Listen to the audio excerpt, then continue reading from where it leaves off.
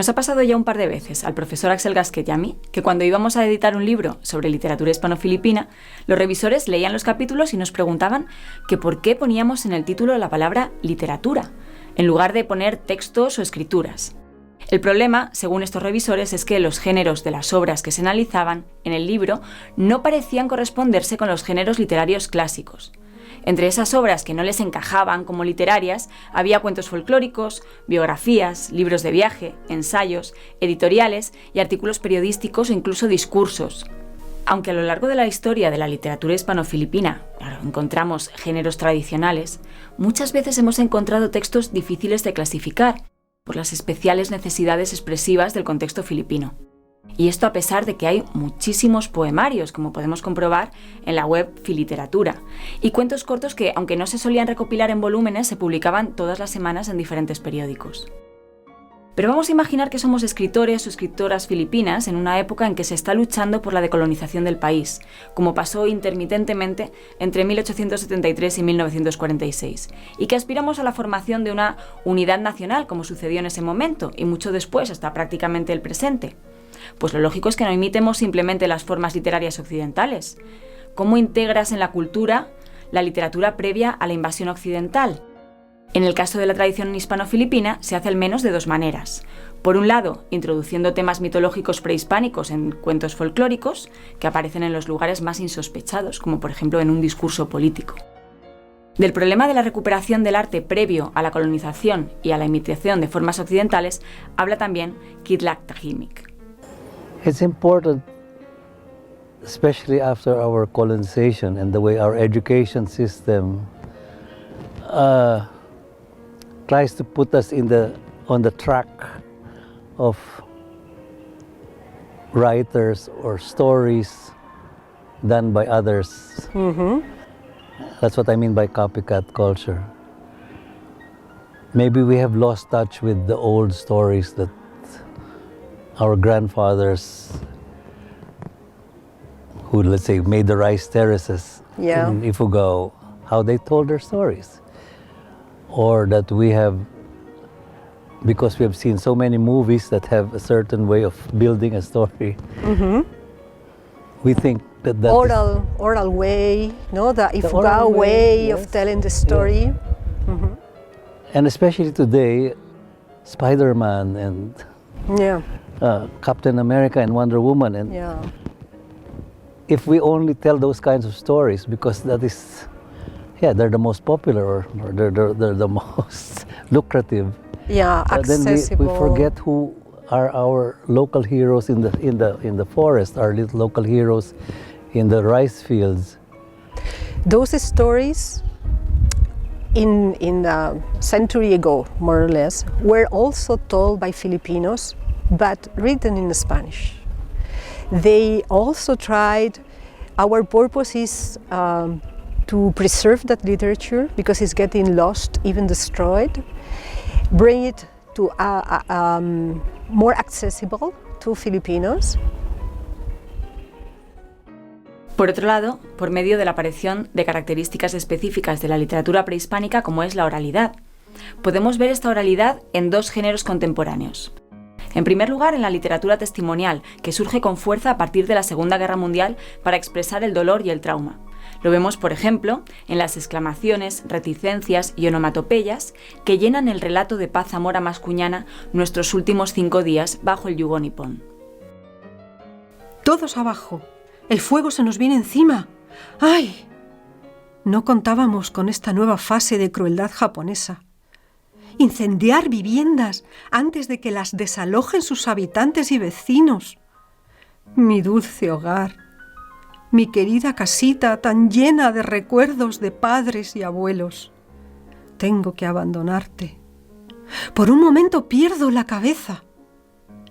¿Qué salvar del fuego cada vez más próximo? ¿Mis libros? En segundo lugar, lo vemos en la poesía.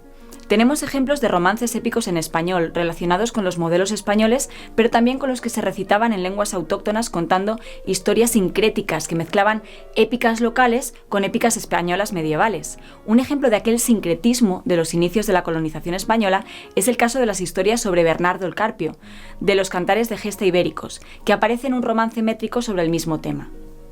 El personaje pasó a identificarse en el folclore filipino con un gigante de la mitología prehispánica que vivía en cuevas y causaba los terremotos. Críticos como Damián Eugenio y Bienvenido Lumbera relacionan estas épicas con poemas biográficos de héroes prehispánicos que ya se recitaban oralmente en Filipinas. En el siglo XX, las épicas se transforman para narrar los orígenes del país, como aparece en el poema de Mactana Tirat, de Flavio Zaragoza Cano, publicado en 1941, en que ensalza a 3 héroes nacionales. Este tipo de crónica épica vuelve a aparecer justo después de la guerra en el poema Mi bandera, poema de la victoria, de José Hernández Gavira, de 1945, que recupera el tono épico de siglos atrás. Oh Manila, la tumba de un imperio. En tus escombros yace sepultado, perdido entre las sombras del misterio, todo cuanto mi cítara ha cantado. Ahora vamos a imaginar que somos poetas de una nación que está en proceso de formación y un elemento fundamental para la imaginación de esa nación es la figura de los héroes de la patria. Son personajes fundacionales, idealizados, con los que se identifica la nación en su causa, que es conseguir la independencia. En un país formado por más de 7.000 islas, con más de 100 lenguas autóctonas, que los habitantes tengan elementos en común es muy importante para la formación de una conciencia nacional. ¿Cómo cuentas quiénes son los impulsores de la patria y los ejemplos a seguir en ella? Pues por medio de biografías. El género biográfico se pone muy de moda a partir de la muerte de José Rizal en 1896. Es paradigmática la biografía que Rafael Palma le dedica en 1949 y Wenceslao Retana en 1907, con prólogo de Javier Gómez de la Serna y epílogo de Miguel de Unamuno. Sin embargo, no es el único sobre el que se escriben biografías o incluso poemas laudatorios. Si nos fijamos en las antologías escolares que se publicaban en tiempos de Ferdinand Marcos, veremos que frecuentemente aparecen poemas dedicados a personajes como Marcelo Hilario del Pilar, Apolinario Mabini, Tandán Sora y, por supuesto, a José Rizal. Los personajes admirados no tienen ni siquiera por qué ser filipinos. Si en 1912 Mariano Ponce publicaba la biografía de Sun Yat-sen, el fundador de la República China, al que consideraba un modelo de líder, en diciembre de 1937 Lorenzo Pérez Tuells escribía un soneto al dictador Francisco Franco. Poemas aparte, las prosas biográficas se transforman después de la guerra en textos bastante personales. Por ejemplo, cuando Pura Villanueva Calau dedica un libro a la figura de Sergio Osmeña, que años más tarde sería presidente de Filipinas. La perspectiva que toma es la de su propia experiencia y narra los momentos en los que coincidió con él. Su prosa es casi de novela costumbrista. Cuando describe una cena, se recrea en explicar la posición exacta y la función de cada comensal. El último comensal en llegar a la fiesta fue Vicente Soto, a pesar de que él era uno de los miembros de la junta directiva de nuestra asociación. En total, éramos más de 150 escritores que participamos en el ágape aquella noche. Cada uno de nosotros pagó el costo de su respectivo cubierto. Esta fue la única fiesta social por mí organizada en la cual no tuve que abonar dinero para cubrir deficiencias económicas. Mientras cenábamos, me dediqué a contar los asientos ocupados por las damas. Me sorprendió agradablemente ver a 25 escritoras sentadas en las distintas mesas. He mencionado la novela costumbrista y no es por casualidad. María de los Ángeles Ayala atribuía a la novela costumbrista la función de dar testimonio de una época que está a punto de desaparecer. La descripción que hace Pura Villanueva de las reuniones de alta sociedad hispanohablante justo tras la Segunda Guerra Mundial es precisamente eso, una fotografía de lo que no va a volver a suceder, de esa sociedad que conoció y que sabe que tras la tragedia de la guerra va a desaparecer para siempre. El caso es que la biografía raramente se ha considerado literatura. Al no ser ficción, se ha estudiado normalmente desde el punto de vista de la historia.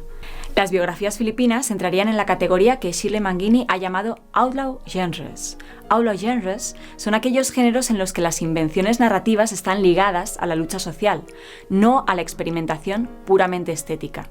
son géneros que combinan en ocasiones literatura e historia y que se distancian, por tanto, de la expresión individual. Los outlaw genres sirven en un contexto colonial como armas de protesta política o expresión del deseo de crear un nuevo espacio social, como por ejemplo un nuevo modelo de nación. Esto ocurre en varios géneros. Un ejemplo paradigmático es el de la novela de ciencia ficción La creación, de Mariano de la Rosa, en la que una delegación de varios lugares de la Tierra encuentra ese modelo de patria en otro planeta. En cuanto a los libros de viajes, continúan la tradición iniciada en los años 20 de recorrer el mundo buscando modelos económicos y sociales en otros países que pudieran funcionar en Filipinas. Entre los textos de la antología lo encontramos en el texto de José María Cuenco, publicado en 1960, donde el clérigo se esfuerza en explicar con todo lujo de detalles cómo se organizan las ciudades y los países que visita para ver qué podría tomar y qué podría desechar en Filipinas. A pesar del declive de la literatura hispano-filipina a partir de la Segunda Guerra Mundial, se siguieron haciendo propuestas de modelos literarios también en los géneros más obvios, que son los periodísticos. Pero no todo es literatura instrumental. Encontramos, por supuesto, géneros líricos, novelas y poemas más tradicionales.